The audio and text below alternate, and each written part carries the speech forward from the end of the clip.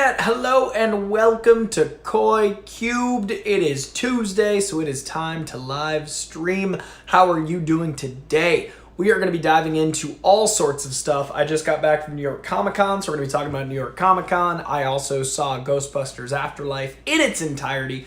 I also haven't gotten a chance to talk about Venom with you guys because I wanted to make sure before we talked about that post-credit scene enough people had seen it, but I'll save that towards the end of the show. We will talk about box office as well, and perhaps most importantly, Saga is back. Brian K. Vaughan announced that Saga is coming back in January with issue 55 after a 3.5-year hiatus. All of this is glorious. Plus, people are angry about Superman. We're going to talk about all of that here in a minute, but first I'm going to check on the live chat. We got Curtis Mason, we got Michael McCarsell, we got Black Loki, we got Ed Haskell, who I saw just this weekend over in New York. We got Kylie Patrono, we got Mike K, we got lots and lots of goodness coming at you. And I see in the chat people are asking how I'm feeling. I'm feeling much better as I rub my sniffly nose. I had gotten a really bad flu right before New York. I had about 2 days to recover before going to New York. COVID tested negative 3 times to ensure I wasn't bringing any evil. I didn't have a fever. I didn't have any symptoms by the time I was flying, but I was rough the week before. And basically, I had to shoulder that and soldier on, and just got back from New York on Monday, recorded Coycast for you guys, which drops tomorrow, did a patron pod. There is going to be a week off from Coycast, by the way, because I had to do that one episode literally right after having get off the plane and then back to life. And then today we are here. Tomorrow, I don't think we're going to be reviewing anything, and then I will be reviewing Ted Lasso Part 3, the conclusion of Ted Lasso, either late this week or early next week. So that is the schedule for this week, because I have a ton of cool meetings and stuff going on tomorrow, as well as basically trying to catch up. I'm 2 weeks behind on comics, and I'm 12 movies behind on movies. I don't know if you guys saw, but Movie Club is back. Collider Movie Club is back. The first episode dropped today, talking about all the greatness of Dwayne "The Rock" Johnson, but we are filming a bunch more on Friday, and between now and Friday, I need to watch 12 movies. So between now and Friday, I need to read about 80 to 90 comic books. I need to watch 12 movies. I've got 2 auditions and 3 meetings tomorrow, and then lots of goodness in between. And then Saturday is Fandom. So I am not slowing down anytime soon. Hopefully at some point I can jump in time to get some more reviews done. So we'll talk Ted Lasso when I got a moment. And then for this month's patron review of My Hero Academia, we're going to be doing the movie, because in theaters right now, My Hero Academia movie is coming at you. So I'm probably going to be watching that in October, but reviewing it in early November, and then doing another chunk of season 4 in November as well to have October and November covered. So lots of goodness coming at you. Impossibly busy. Let's get into some news, shall we? All right, let's kick it off with Saga being back. I mentioned it very briefly, but Brian K. Vaughan announced at Comic-Con the thing we were all hoping he would announce at New York Comic-Con, arguably the height of my New York Comic-Con. I wasn't actually at the panel, but during New York Comic-Con, while I was actually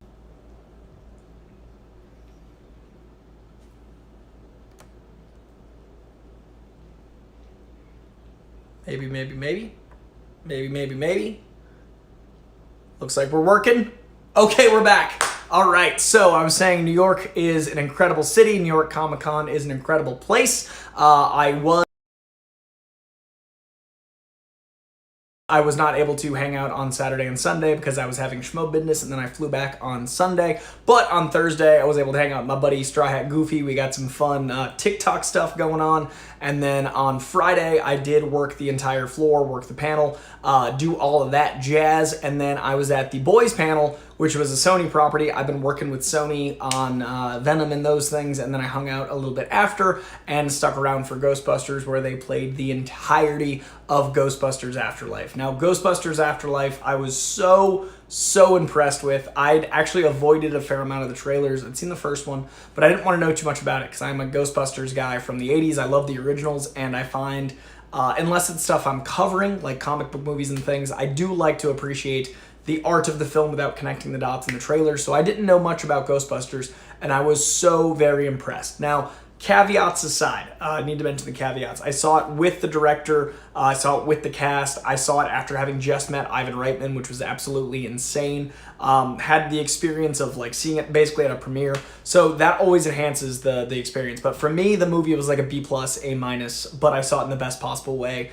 I loved it. I thought it was the right amount of fan remembrance and appreciation while mixing in a new group. I thought it was one of the better reboots I've ever seen. I thought it was a great reinterpretation for 2021.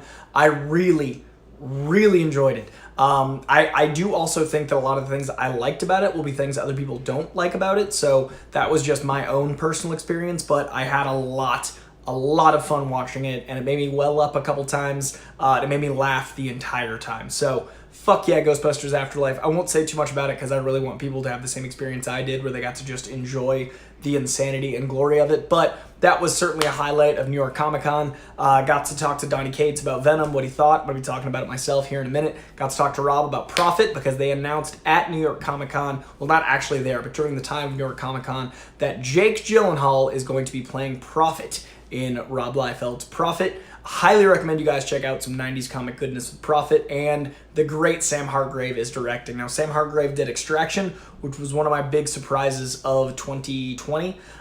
It's a fantastic action film with Chris Hemsworth. This guy was actually a stunt coordinator on the Marvel films, so he can direct the hell out of some action. So I recommend you watch Extraction, read Prophet, and then strap in for the goodness that is going to be Jake Gyllenhaal in Prophet.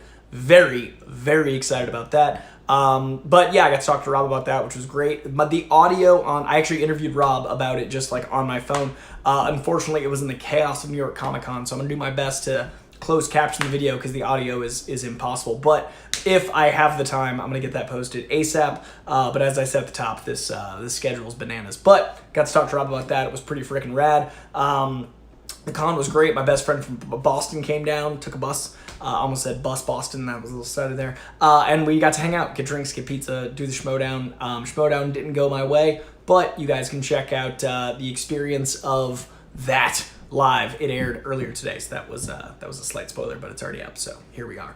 All right, that is gonna do it for the New York Comic Con talk because there is much more to discuss, including news that broke yesterday. Will Poulter is officially Adam Warlock. Will Poulter, you probably know from We're the Millers. He's also excellent in many other things, but that's probably his most like iconic thing. He's in Maze Runner. He is very fucking funny. But I generally find that comedic actors are fantastic when they get to flex their dramatic chops as well, and I really think this is going to be that case with Adam Warlock. So look up Will Poulter. You know his face. That man is officially playing Adam Warlock, as confirmed by James Gunn. They start shooting in just a couple weeks. He's going to be debuting in Guardians of the Galaxy 3. I've also been hearing some rumors. They're very loose rumors, and I usually don't even report on rumors because I hate them. But I'm hearing that Bill Murray is potentially in Ant-Man 3, and I think it'd be really funny if we called some time ago Bill Murray as the gardener, if that actually happens. And with Will Poulter as Adam Warlock, that insanity seems to fit that Jeff Goldblum mold just as much as Bill Murray. We will see. We will see. We had a bunch of trailers drop this week, including the Scream trailer. I don't generally like horror movies, but in the spooky season, I do enjoy Scream. I like all four of them. I've only seen 4 twice, so I think of them as 3, but I like all 4 of them. And Scream was like my horror movie growing up. I love meta. I love the tone. I love that it's comedic, but also dark and obviously a horror movie. Really enjoyed the experience of Scream growing up, and that gives me a lot of love for even the nostalgia of 3 and 4, which are also very commentaries on 1 as well as 2.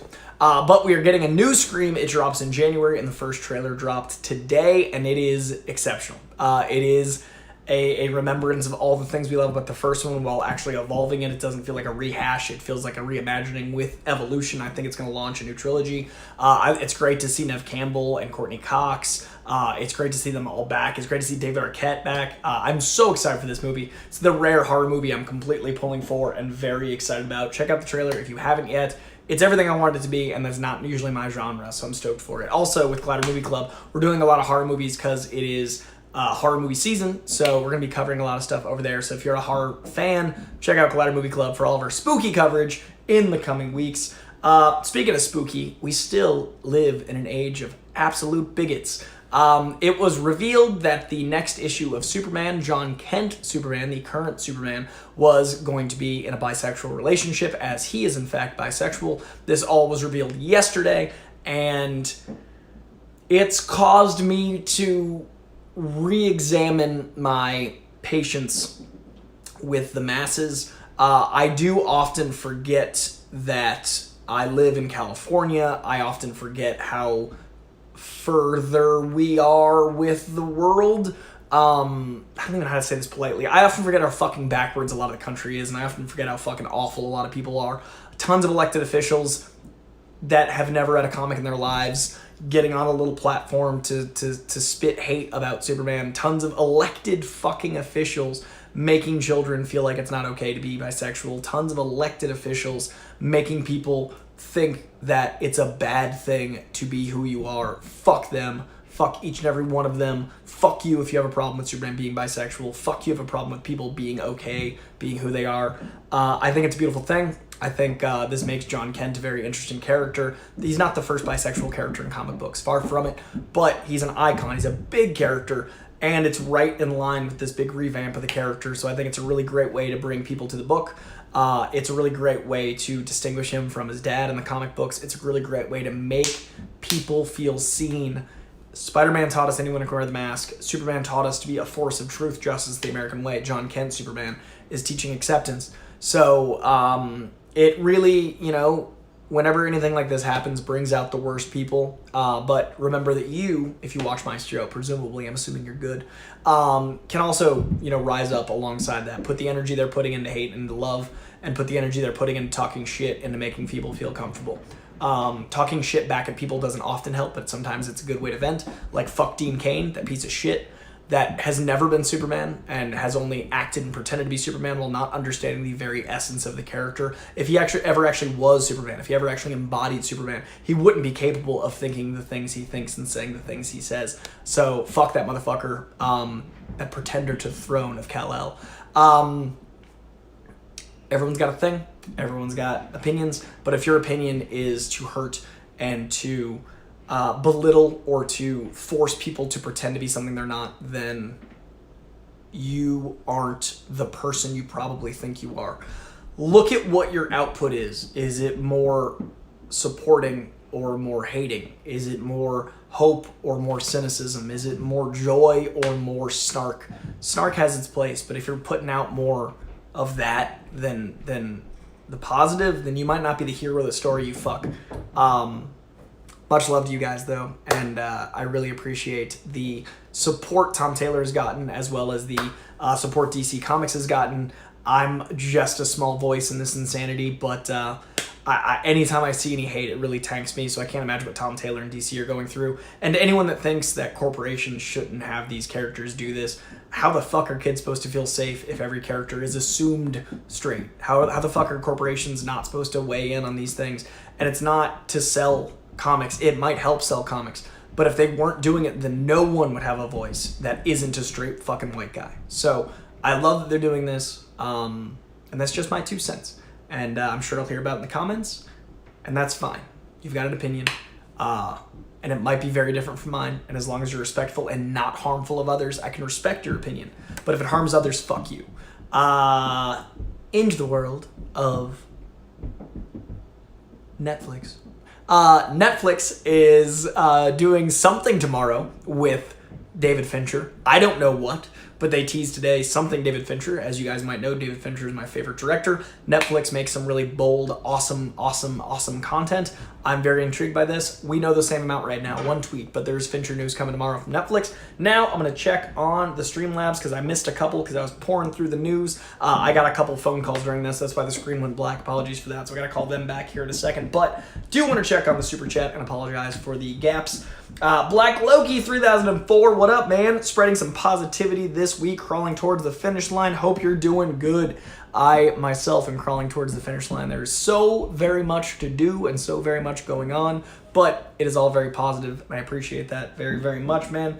Dan V900 says, you know what Aisha said, Adam Warlock would be more beautiful in the next step of evolution. I didn't expect him to be Will Poulter. I think that what they're going to do is really beautify his extreme features. He has those really high eyebrows, really high cheekbones. I think they're gonna like give him that regality, and I think you can do a lot with beautifying someone with extreme features. He's not an unattractive guy, but I think the extreme features are gonna add to this. Like, I think we're gonna see Will Poulter in a very different way very, very soon, and it's gonna be exciting. So I think that's a very good point, but I do think Will Poulter is gonna surprise a lot of people in this role. Efrain Guzman, when Coy curses, you know it's a big deal. What was the best and worst part about Comic-Con? I actually try not to curse too often because I'm trying to get jobs at various studios that frown upon cursing, but I do often swear in life. It just doesn't often leak into my streams, so that is fair. When it does leak, it is usually a point of high emotion, happy or angry. Best part about Comic-Con. To be around people that are all as excited about this stuff, and to have it be a big enough crowd to feel it, to have it be safe as it can be. They had very strict mask and vaccination protocols. Like, they kicked an entire booth out for not wearing masks. They kicked people out if they weren't wearing masks. So I felt safer than I have in a crowd in a long time. But I think it was just the zeal, the remembrance of why I do all this. I'm, a freelancer. So there's COVID was a year and a half of not getting paid very much.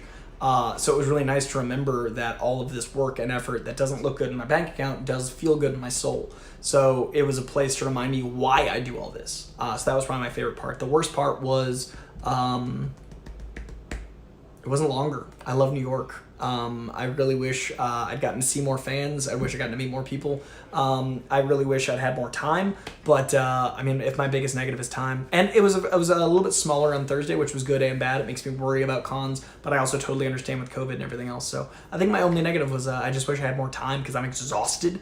And I boogied for 72 hours and I could have had like 8 days and maybe gotten enough done. But not enough time is negative. Amazing feels is positive.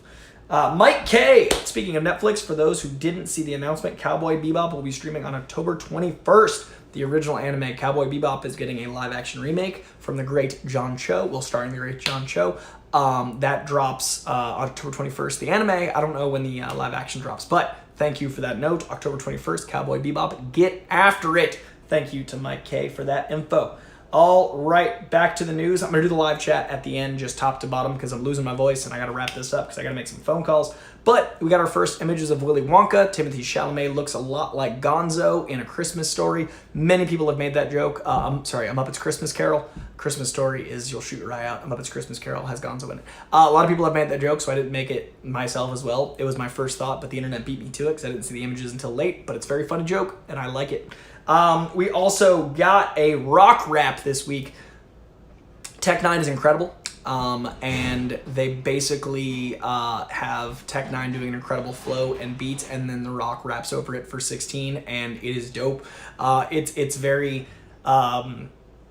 anthemy and like righteous, and it's just, check it out. It's fun. It's a good time. And I never expected The Rock to rap this week, so I just had to give that some love. We found out the name of Wes Anderson's next movie, thanks to the loose-lipped Bill Murray. The next Wes Anderson film is going to be called Asteroid City.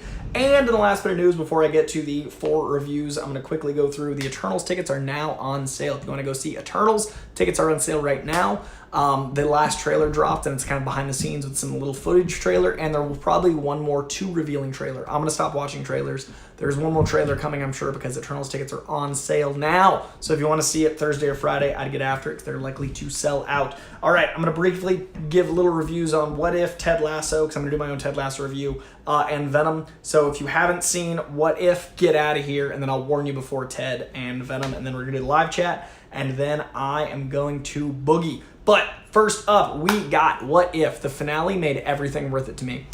Even the episodes I didn't like, I really love now that the culmination is there. There are some weak episodes. There were some stories that I thought they could have fleshed out more or differently. There are a couple episodes I do feel like sacrificed the integrity of certain characters, but overall, I give the show like a B-. It was in the C territory up until the last 2 episodes where it kind of avengered them together. We got the Guardians of the Multiverse, which was incredible. It made it all worth the Avengers level event. It made it worth being animated. The finale was big enough that it warranted all of those different things. but I definitely feel like it was on the about the halfway to the lower half point of the Marvel Cinematic Universe for me. And that's only because of how consistent the MCU is. It's probably like right there in the middle, but it's just because like the top of the MCU is like A's, man. There's just so many good A properties. This was the 26th property for Marvel, and there are at least 10 A's. It's right there in the middle in that BC range. But yeah, it's definitely worth watching. It's definitely its own little thing. I'm really curious how it impacts the rest of the MCU. It was definitely a fun watch, but it wasn't the must-watch entertainment that Loki and WandaVision and Falcon Winter Soldier were, in my opinion. I wasn't like, I gotta stay up and watch it. But I do think it was exceptional in its bringing me animation. I just think there were some episodes that were like, okay.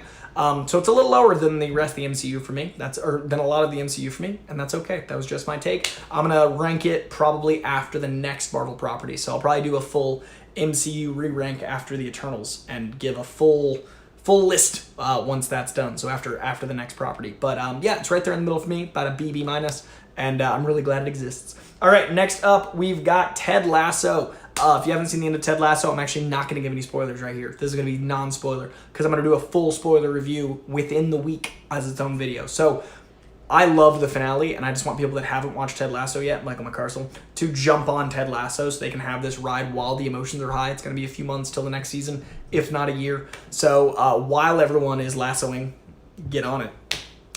The finale was everything. It addressed a lot of the things I wanted them to touch on. It had a lot of character interactions I was waiting on season 4. There's a bit of a twist, so I hope that people can see it before anything's revealed to them. It is a very special show. It is as funny as it is important. It is as sad as it is happy. It is as emotional as it is blindly gleeful, and it is as well written as it is necessary. I love the show so very much, and I think it was really, really, really, really, really, really essential for Americans to have that kind of content. I think it's really important for us to look at mental health, and I think it's really important for us to have non-cynical joy at a time like this. So the show stayed consistent. I loved all 12 episodes. I really liked the bottle episodes because of how unique they were. I know those were criticisms for a lot of people. The show was supposed to be 10 episodes like season 1. They added 2, so then they wrote these bottle episodes. I liked them, but I really liked that the whole show felt unique to the first season.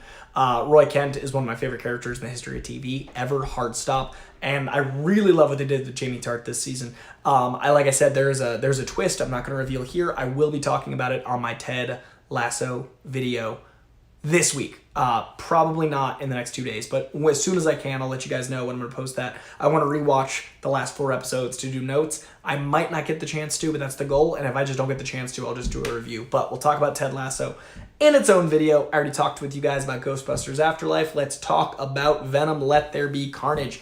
I'm not going to talk about the post-credit scene because I feel like that is not fair. It's a lot of people that don't feel safe going to the movies, and I will say that with those reasons to feel unsafe, even though it made $90.1 million, it's not fair to talk about the post-credit scene publicly because it's so impactful and it's so big. I will eventually, maybe Eternals, because I'm sure they're going to tie something to that. So when I'm talking spoilers to Eternals, I'll talk about it in conjunction with the post-credit scene because it's important. But Venom itself, I thought was absolutely glorious madness. It actually got better the second watch because the first watch I was so overwhelmed by how insane it was. I love that it's a movie that's made for fun. I think not everything should be self-important.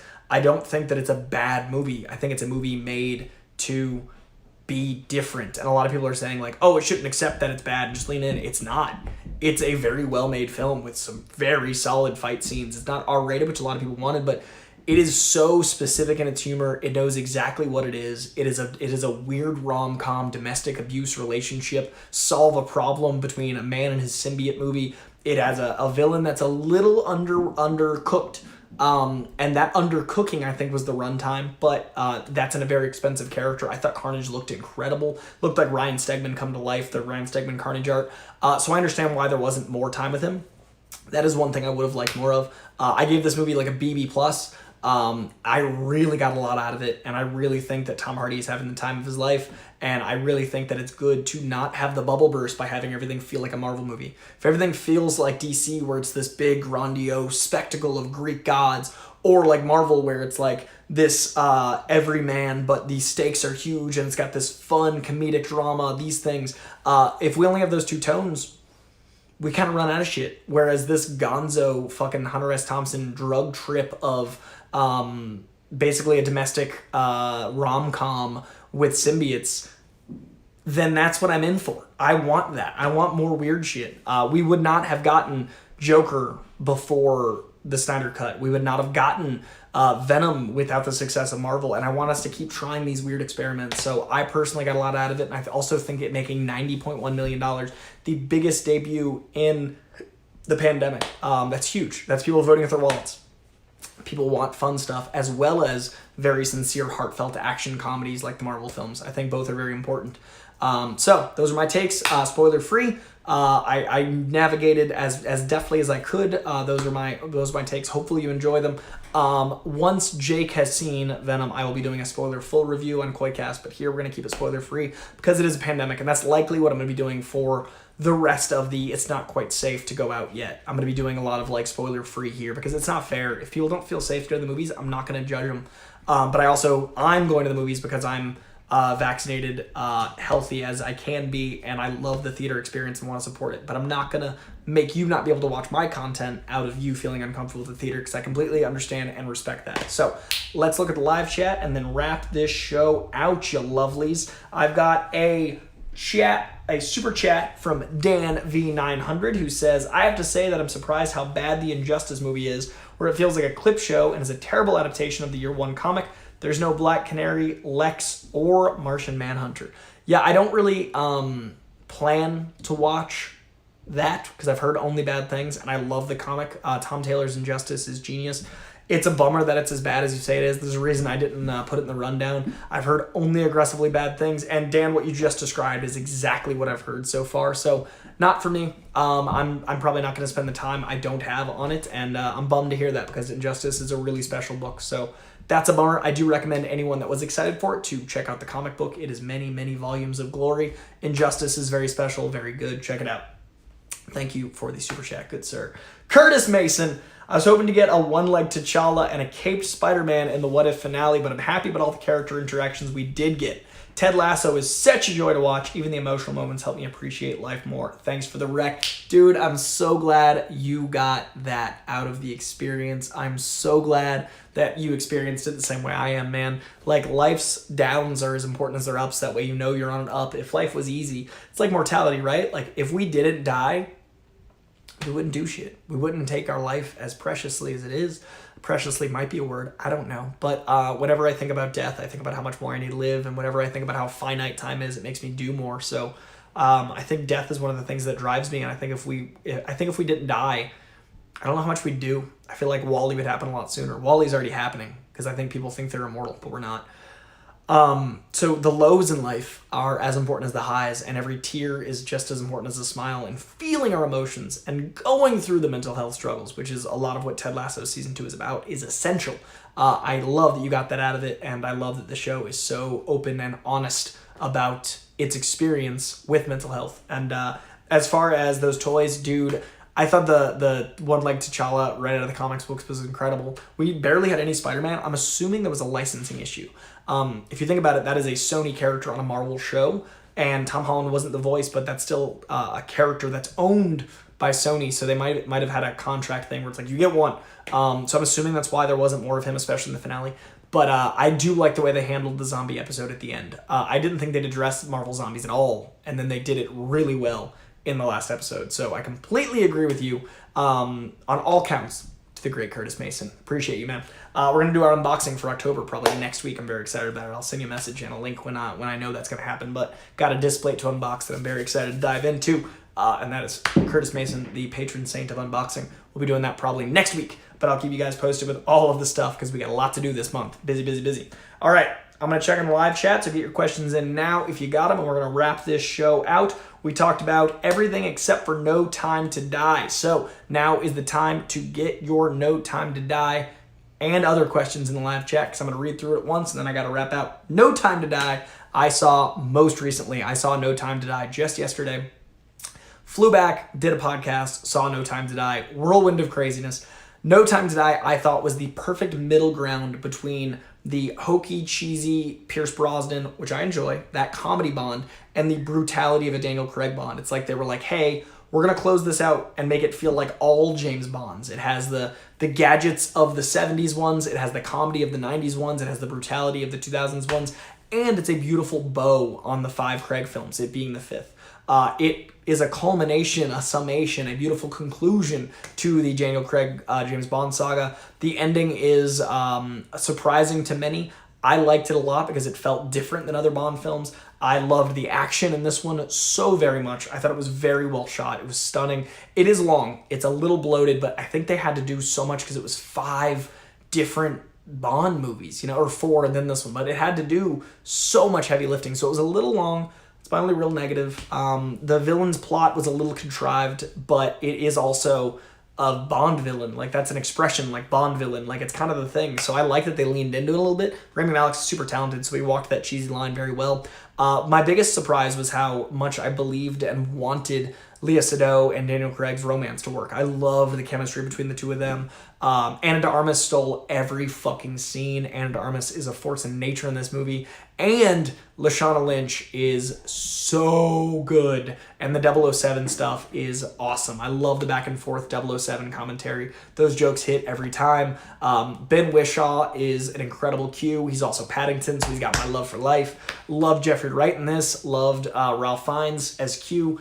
Everything I wanted. Everything. Like, honestly, like, it checked all the boxes I needed, and I got to have a good Bond experience. I'm probably going to wait to rewatch all of them and then watch all 5 of them one week. So when it's available on Blu-ray, I'm probably going to do all 5. Because it's a movie that it's almost like Marvel, where it's Casino Royale leads directly to this. Casino Royale, Quantum of Solace, Spectre, like, it all leads directly to this. So I'm going to watch all of them through and have a real good time. Because it's a really beautiful culmination of this goodness. So I highly recommend No Time to Die. Set aside some fucking time. It's 3 hours, so make sure you've got the day, and then mull it over. You don't want to feel rushed. But I had a great time with it. It was everything I wanted, and that's saying a lot because I'm a huge fan. I think Casino Royale is my all-time favorite Bond film. So to be anywhere in the league of that is high praise. So those were my No Time to Die spoiler-free thoughts. I'm going to check on the chat, and then we outie. All right. Let's see, chat. Get your questions in now. Curtis Mason, I said hi to at the top. We got people joining in. We got my mom. Hello, Mother. Never saluted my mom before, but hello, Mother. Shatman TV, did you check out the Injustice animated movie? I did not and don't plan to. Michael McCarsell, Saga. Dude, it's finally time. We're getting back to it. Remy's Art, hello.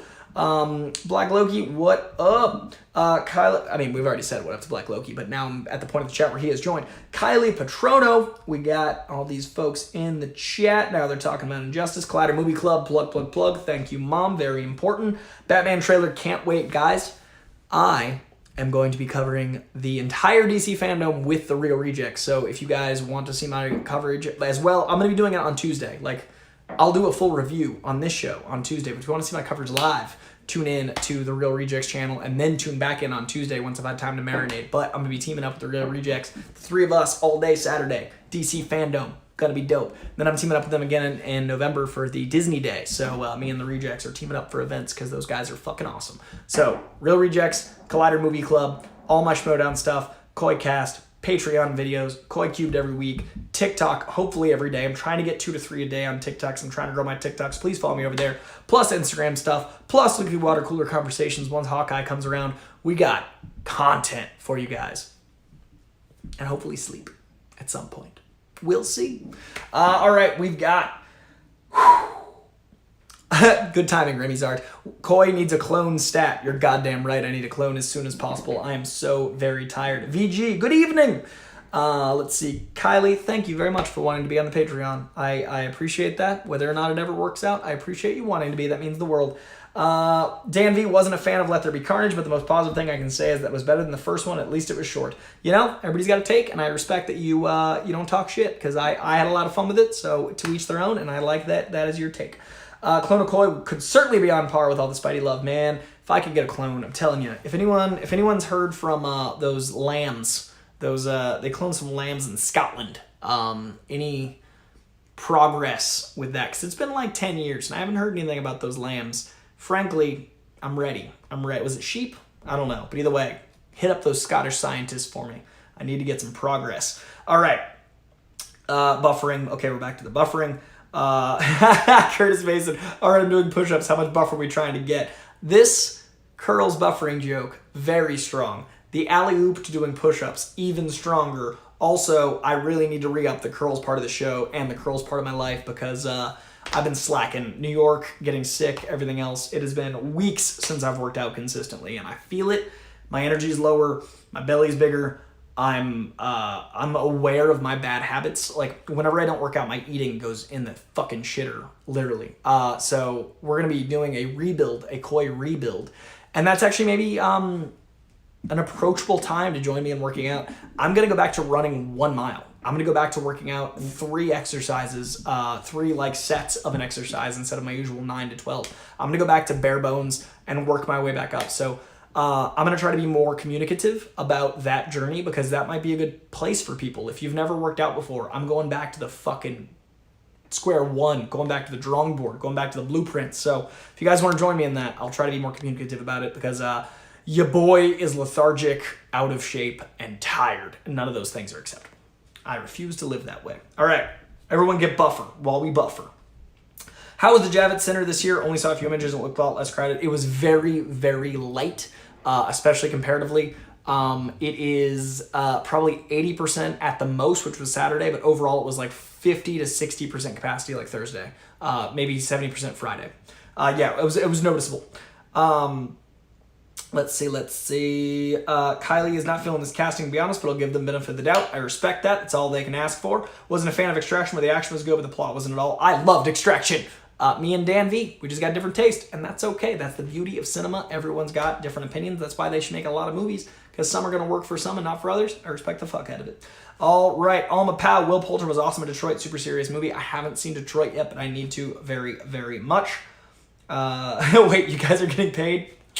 Juliana will be happy. She loves the Scream movies. Yeah, tell Juliana to watch the trailer. It is real good. Apparently, myself and my mom are running for Congress with Black Loki leading the charge. All here for making Biggest mad. Amen. People are just generally saying preach, because I got a little hyphy there. I will brush my shoulders off Black Loki out of rage. I feel like Ant-Man and all watching Cat make his in-game speech. Scott Welsh, I appreciate you. I just don't take hate, man. I just don't fucking take it. I think for too long, the left has been a force of good and tolerance and acceptance, but because of their acceptance, they've accepted unacceptable things. I think for too long, liberals have tolerated intolerance, and I don't like being part of a weak party. I don't like being part of people that accept people walking all over people. The teeth on the right are way too fucking sharp and reckless and fucking violent and hungry and greedy, and the fucking open wound that is the left is too exposed and too fucking accepting of bullshit.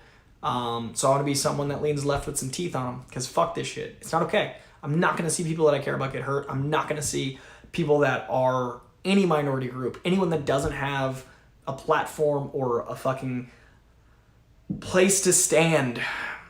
They need our help more than anything, and we can't be weak while that happens. We can't be fucking tolerant of them being pushed around because they don't have a voice. So that's what we got to do as, people with platforms. Stand up for shit. So stand up for shit is the point.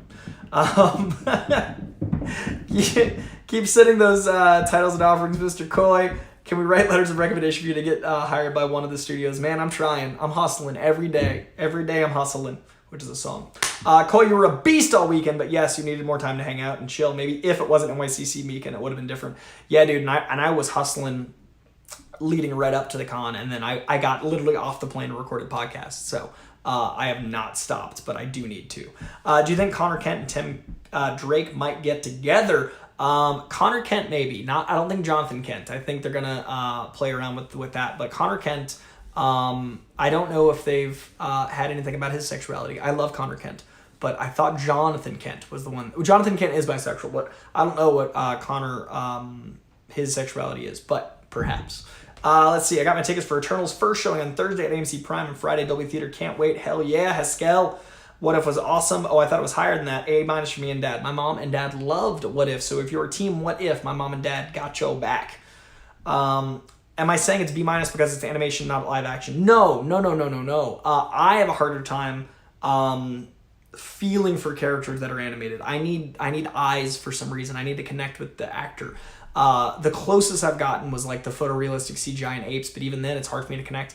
What made it B- for me was some of the character interpretations felt off. Some of the choices characters made didn't feel authentic, even for that take on the character. Some of the characters I felt did things that were only serving for the plot, not for character development. And some things felt rushed, while other things felt slow. It had pacing issues. I didn't need some of the episodes, while other episodes I needed more of. There was just a lot that didn't work for me. But overall, why it's a B and not a C, D, F is it was so entertaining. It was so interesting. It was so bold. It was so brazen. It was dark because every Marvel movie tends to end well. Good guys wins. They did a lot of bad guys win here, which I really liked. I thought it earned the B from me, but there were flaws, which is why it's not as high as other Marvel things that are not flawless, but different, less flaws. It's still very good. It's just not as high as other things for me. Ted Lasso was amazing. Hell yeah. The ending was so bad and I felt betrayed, as you should, VG. Let's see. Faja love What If. Good. Fuck yeah. I love that Dad's watching all this stuff as it comes out for once, so I can actually talk to him about it. Usually Dad watches stuff way late, so glad my pops is enjoying What If. That makes me happy. Coy, my man, did you see the Scream 2022 trailer drop? Thoughts? I'm excited for that movie. I opened this show, talked briefly about Scream, so go back to the top. I did talk about Scream. I'm very fucking excited. I'm a huge Scream fan. The short answer is yes. Fuck yes. Dan V, big disappointment for me. I would say that episode 2, 4, and 8 are great, and 9 is good. I was excited for it too. So Dan V's having a rough go with things. He's not liking the stuff we're liking, and that's okay. That's okay. But I get it. Don't forget that the like, if you haven't yet, agree. Listen to Scott. He's wise. Kylie had so much fun with it. See, What If, not for Dan. Was for Kylie. Was for my mom and dad. Here we are. Venom was so fun. Damn, Coy, just calling me out while I couldn't respond. Mike McCarcel, have you watched Ted Lasso yet? Have you watched Ted Lasso yet? Let's see. I realized that I've been going live on the chat almost as long as I win. So now I'm going to browse. I can't hit everybody's. I was reading everybody's. I can't do it. That's why we got Streamlabs and Super Chats, because I can't hit everybody's. Let's see. Jesse Swift in the chat. Flick in Real. If you guys see Flick in Real in the chat, go to that page, subscribe to it. That's Jesse Swift. That's a quirky merc right there. Follow his page. He is exceptional as well. Eternals, I can taste it. So close. Dune is even closer. Saga is inbound. Let's go. I agree with this statement. Follow his channel. This is Daniel Craig's Endgame, so I didn't mind the long runtime. Yeah, I also agree with that. Michael said, I can't wait to see No Time to Die. Casino Royale is one of the few movies I went to watch in theaters with my dad. Not big on movie theaters. Dude, so I'm glad I didn't spoil shit, because that's very important. Coy loves Anna de Armas. You're goddamn right. She is magnificent. Oh, okay, we got great talk as usual, Coy. Annabelle Roman. Great talk as usual, Coy. Been catching up on content. Not to bring the mood down, but lost some family recently. All you do is help. Big thanks. Dude, I'm so sorry to hear that. Annabelle, I appreciate you let me know. I am terrified of that very thing. So all of my heart and well wishes go out to you and yours. I love my family. It's something fierce, so I can't imagine what you're going through, but I'm honored that you watch in general, but also that it's helped at all. So I will continue to be as positive as I can be while being authentic. And I appreciate the fact that I can help at all, and thank you very much for letting me know. And I send all of my fucking well wishes to you and yours, man. Much appreciated. Hits me right here, man. Let's see. We got another one from Dan V900. Even though I wasn't a fan of Let There Be Carnage, I'm with you, Coy, where I would rather watch it than Green Knight. that was my hot take. Green Knight, which had wasted unnecessarily long shots. No one I know who saw it liked the Green Knight. I was in the opposite boat. Everyone I know loves the Green Knight. And I was like, do you love it because everyone loves it? Do you love it because you saw something I didn't? What did you get out of it? I just couldn't get into Green Knight. Thank you. That super chat means a lot because I was drowning in Green Knight love. And I was like, yo. All right, we got to wrap this bad Larry out. Did you ever play the PS1 and 64? Spidey had some great Venom humor. I did, and I loved it. PS1 is my shit, and 64, I didn't play it. My friends played, but I played it on the same game. But I played it on PlayStation 1. Fucking loved it. What up, John Getz? I'm excited for this My Hero Academia movie. We're going to be diving into some more MHA love very soon. Just go clean up a beach and eat a hero's hair, and you'll be all set. That's all it takes, man. Just eating people's hair and cleaning beaches. Training montage. That's all it takes. And then I just yell, I am here! And then I'm good. And then get the little eyebrow. I just warp my face like he did in that episode that was so strange. It's going to haunt me. What I just did is going to haunt me. All right. Needed that inspiration. So tired, but going to get a workout in rather than go another day without now. John Gets fucking getting it. Get after it, Gets. It's in your name. Gets after it. I believe in you. You got this. Because of you, I'm going to do push-ups as soon as we wrap. Because of you. If I can inspire you to go to the gym, get a workout in, you can inspire me. I'm going to get some fucking push-ups in. Let's get those gains. Let's rebuild, motherfucker. Let's get it. Okay. I'm really going to wrap. I promise. It was Canadian Thanksgiving this weekend. Ditto on the stomach. Feeling it. Scott Welsh. Mine is just traveling and being tired. And here we are, both bellying out. Lethargic Coy could still wield the Speed Force. You're goddamn right. Can't stop. Won't stop. It's been almost 20 years since Dolly the cloned sheep died. Holy shit. Close to 30 years since she was cloned. Killshot 1 just blew my mind. It's been that long? 30 years? All right. Guys, I need you to clone me like Dolly. She lived 10 years. That's a long time for a second, Coy. I'd like that. All right, you lovelies. That is going to do it for this show. Let's see. Flickin' Real says, I will empty my pockets to have you on the show to talk movie news. Granted, that's typically pot. Let us stick a gum.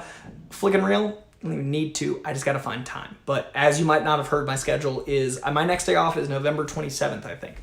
But I'm trying not to fill that one because I'm going insane. But hopefully soon, my friend. That would be lovely. I would love to team up. Strange Adventures 12 was great, by the way, and what a gut punch of an ending with that coming out today. I have not read it yet, so don't tell me, but I'm excited to read it. John Getz, let's get our workouts in, man. And Annabelle Roman, again, I'm honored that I can do anything to make life any better for anyone. That is all I'm trying to do, is just, make people's lives better, because the world's a fucking lot. And if I can be positive, hopefully people can find some positivity in the shit that I'm positive about. All right, you lovelies, that is going to do it for this week's Coy Cubed. Go read some comic books. Tomorrow's Coycast has my recommendations for my last 2 weeks of comics and the next 2 weeks of comic books. There will be no Coycast a week from tomorrow. There is one tomorrow, brand new one tomorrow. New Coycast tomorrow. But then the next week is off because we only had time to film one episode because I had just gotten off the plane. And Jake has work for the next 9 days, 12 to 16-hour days. So there just isn't time to film another one. But that being said, we're going to do a Ted Lasso review for the great AJ Lancaster. He's taking a month off, but we're not. So we're going to be doing a maybe with details notes, maybe not with details notes. But we're going to be doing a Ted Lasso review this week. End of the month / early next month, My Hero Academia. Sometime next week, unboxing for the great Curtis Mason. And Mr. Michael McCarsell and I are going to be doing some spoopy watching alongs at the end of the month. So we are just getting started, you lovelies, plus all the stuff I listed earlier. I gotta get back to work. All right, I'll talk to you guys soon. Much appreciated. Be awesome. If you haven't watched my Venom reviews and interviews yet, they're over at Nerdist. And if you haven't watched Collider Movie Club, get on Collider Movie Club. I want to work with these networks more, and that happens when you guys click those links to just get those views up. So Collider Movie Club, this episode is Dwayne The Rock Johnson movies, and there's going to be lots more to come. So check out my stuff everywhere you may roam. All right, you lovelies. Oh, and I did Spider-Man. I forgot. Fuck. Spider-Man 1, Sam Raimi Spider-Man. SEN's The Big Thing. Spider-Man, like the 2002 Spider-Man.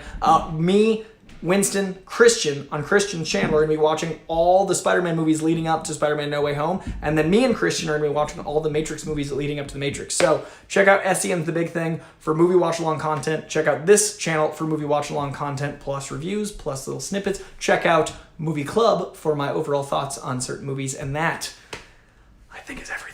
I need a clone. I need a little dolly. I need a Coy dolly.